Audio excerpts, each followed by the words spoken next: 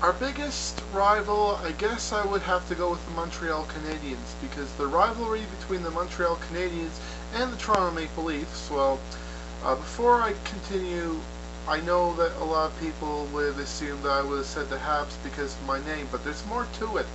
The rivalry between the Montreal Canadiens and the Toronto Maple Leafs have dated back since the beginning of the NHL, 1917, and there's more to it. I mean, there's so much history between the Leafs and the Canadiens, and it's partly because through until the expansion of the league, pretty much the only two teams that most hockey fans in Canada were watching were the Toronto Maple Leafs and the Montreal Canadiens, or maybe listening to it on the radio.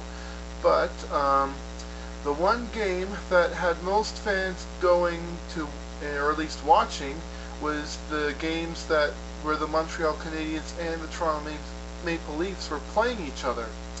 But I guess there's a little bit more to it, because the Montreal Canadiens were the team that the Toronto Maple Leafs were playing when the Toronto Maple Leafs last won the Stanley Cup in 1967.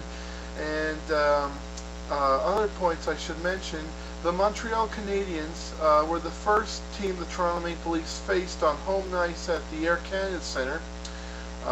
Plus, there's also the fact that the Toronto Maple Leafs eliminated the Montreal Canadiens in the 2006-2007 last game of the regular season, even though the Toronto Maple Leafs were eliminated the next day. But there's so much history between those two teams that, you know, it's hard not to respect the rivalry between them.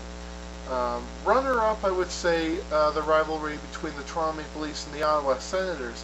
I mean, how could you not say that there is no rivalry between those two teams, especially when Toronto and Ottawa played in the playoffs against each other, and how Toronto was always eliminating Ottawa from the playoffs.